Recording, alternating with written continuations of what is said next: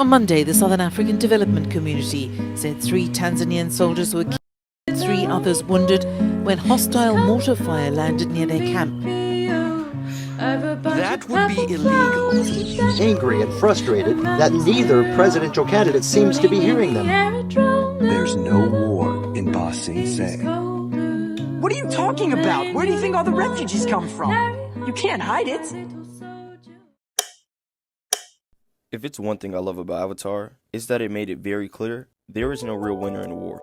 Today it's being monitored that it's more than 110 armed conflicts and wars that is happening on this earth right now. But I had to ask myself, are we truly informed? One of my professors once said that you only hear about the things that gets the most clicks and reposts, which made me think about how well nations hide their dirty laundry. Now it's time to reveal the truth about everybody's favorite capital. Ba Sing Se. Ba Sing Se, which is the capital of the Earth Kingdom, is a near perfect representation for this video. This could be the most important thing he's ever heard.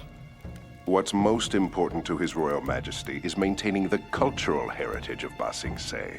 All his duties relate to issuing decrees on such matters. It's my job to oversee the rest of the city's resources, including the military. So the king is just a figurehead? He's your puppet. Oh, no. His Majesty is an icon, a god to his people.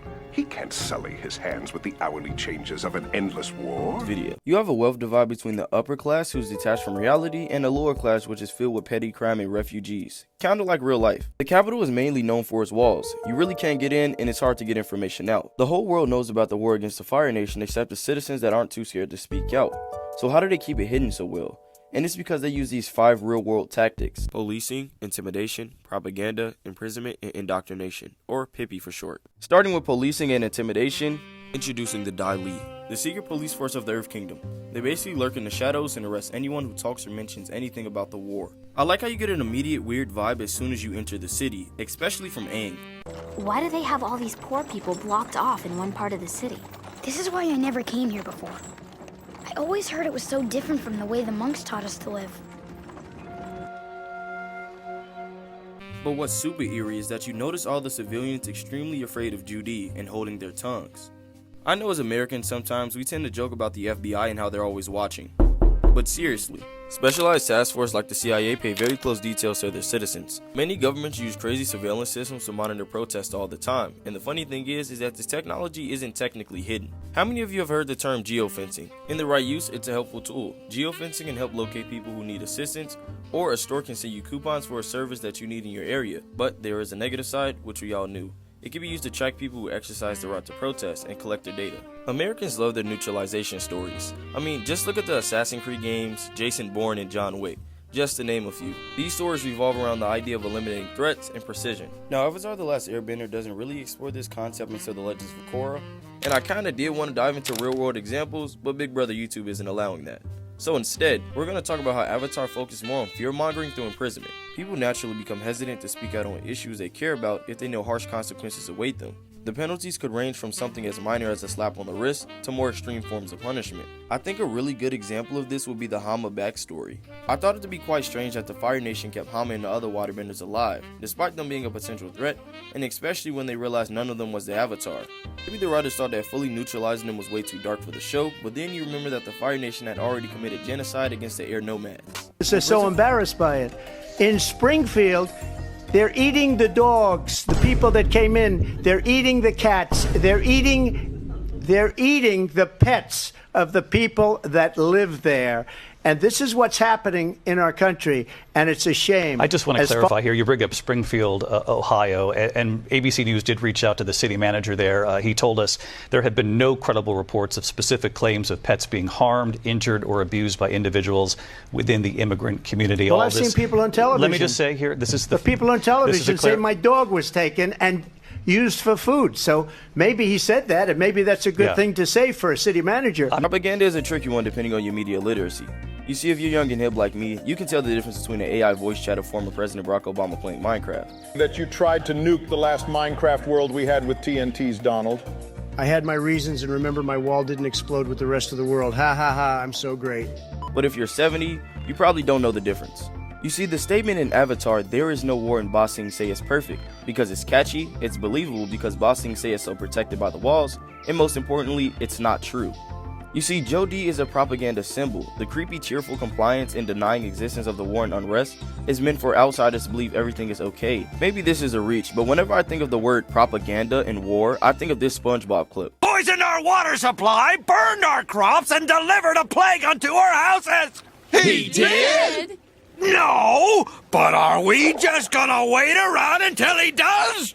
We live in an age of propaganda, where everyone wants your vote or to buy something, but no one wants to listen. Sometimes I wish I had a built-in lie detector or x-ray vision to see what product is dangerous, but sadly, none of this is real. Public perception is very huge in Avatar. A good episode would be Avatar Day, where we know that the Avatar is a symbol of peace and balance, but we have a group of people who are fed misinformation and created a holiday to tear down Avatar. In the show, I wouldn't say there's a lot of misinformation, but rather no information. If you don't mind me asking, how do you stay up to date on current events? Is it from word to mouth? Is it from your local news station? Is it from social media? Either way, you're very lucky. I guess a good example of this is how in some places in the world there's little to no Wi-Fi access at all. Absolutely forbidden by the rules of the city to continue putting up posters. We don't care about the rules and we're not asking permission. I know in today's age we don't technically go around posting flyers up. And if we are, it's through the acts of social media. If we're looking for a correlation, it'd be apps like Instagram and Facebook basically blocking anything that's war related. So sometimes some people are just left in the dark when it comes to current world events. Years ago, I stumbled upon a great and powerful secret. What? I was a young lieutenant serving under General Shu in the Earth Kingdom. I discovered a hidden library, underground, in fact. I tore through scroll after scroll. I knew then that these spirits could be found and killed. The Fire Nation is known for gaining information for war purposes and destroying traces of it. How can I be informed on something if it doesn't exist? These are common historical practices where soldiers would burn libraries and certain cultural intel. You know, the civilians in Ba Sing Se are ignorant of the outside war, but also civilians in the Fire Nation. So much, Zuko doesn't even understand how badly viewed the Fire Nation was, or it can be viewed that he actually never cared into certain events. The episode Zuko Alone highlights Zuko helping a town who was getting bullied by Earth Bandits because they preyed on the elderly, women, and kids, while all the fit men were fighting or in jail. Even though Zuko helps, they realize that he's Fire Nation, and his good actions doesn't mean anything because who he is and what nation he comes behind. Imprisonment in the Avatar verse isn't just about holding people captive, it's a war strategy. The ongoing war in the Fire Nation series is mainly fought by children because adults are either dead or in prison. We see this in our main cast, specifically with Sokka and how he's technically the leader of his people as a teenager. We see this with Haru in the Earth Kingdom and Jet with his freedom fighters. This is not only a key theme in the show, but a grim reality in the real world. I remember reading about child soldiers in Africa in middle school through the Scholastic News. From a warlord's perspective, if you remove the leaders, typically adults, it becomes harder for resistance or rebellion, because children, while brave, aren't as equipped to lead or strategize on the same level. I think the easiest people to make fun of are conspiracists. There's no way you think Bigfoot is real. Wait, you're trying to tell me that you lost your ship to a kraken. That was before we knew giant squids exist. We also had zero public technology back then to prove it. Jet during these episodes in Ba Sing Se is a conspiracist. And he was right, Uncle Iroh is Fire Nation and he did see him firebend. Of course, no one believes him, and the police soon arrest him for re-educational purposes, basically brainwashing. We get to see the very haunting process and also a coalition of Judy saying the same thing. Welcome to Ba Sing Se. I'm Judy.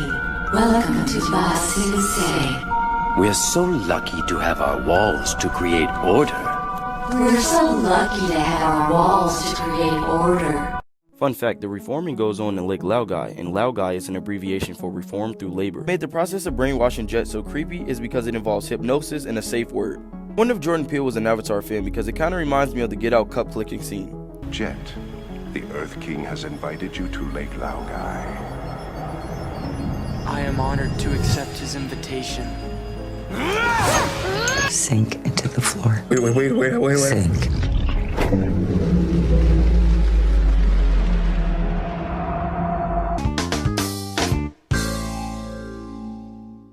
No, I am African American, and my people have a long heritage of being enslaved and imprisoned for unjust reasons. MLK was arrested 29 times for enacting peaceful protests 55 years ago for the right to vote and desegregation. Once again, when a government views your ideology of freedom as different than theirs, they will eradicate you. COINTELPRO was the abbreviation of Counterintelligence Program. The purpose of this new counterintelligence endeavor is to expose, disrupt, misdirect, discredit, or otherwise neutralize the activities of black nationalists. Neutralize could mean making somebody an informant, or putting somebody in jail, or having somebody. Using more things like counterintelligence programs, they targeted the civil rights organizations, left-wing movements, and individuals like Martin Luther King again, the Black Panther Party, and anti-Vietnam War protests. The FBI's goal was to discredit and undermine these groups, often using illegal methods such as wiretapping, forging documents, and spreading disinformation. Certain programs like these came to light in 1971 when a group of activists broke into an FBI office in Medea. Of course, this followed public outrage, and this led to a congressional investigation, and eventually a reform against these practices. This should just show you how far the government will go to monitor and suppress political dissent. Going back to the main focus of imprisonment, what's even more frightening is that there's camps like this today that put Ba Sing Se to shame. Currently, right now, China has re-education camps, often referred to as vocational education and training centers. Since 2017, the Chinese government has reportedly detained over 1 million individuals. I'm not going to go into specifics because it's a dark alleyway, but a lot of these camps focus on migrant ethnic groups, where detainees are deprived of basic legal rights, they are held without trial, and denied access to legal representation. I wanted to talk about immigration for a little bit because it's been a hot topic for the last 10 years, it feels like. As we know, war displaced tons of families and people flee to receive better lives. Sometimes I find it interesting in how we can see Ba Sing Se takes in tons of refugees and migrants, but they push them to the side. The out of sight and out of mind narrative is heavy everywhere. An actual example I see often is how there can be two migrant populations with similar backgrounds, yet one gets treated better than the other. Governments may manipulate the narrative around immigrants and refugees, and location matters a lot. If you notice, refugees are put in low resource areas, and that causes inner tension between the people who've been there before them, framing them as outsiders or threats. Thus, silencing their perspectives and preventing them from drawing attention to the war or conflict that they fled. In Ba Sing Se, Long Feng says something very interesting.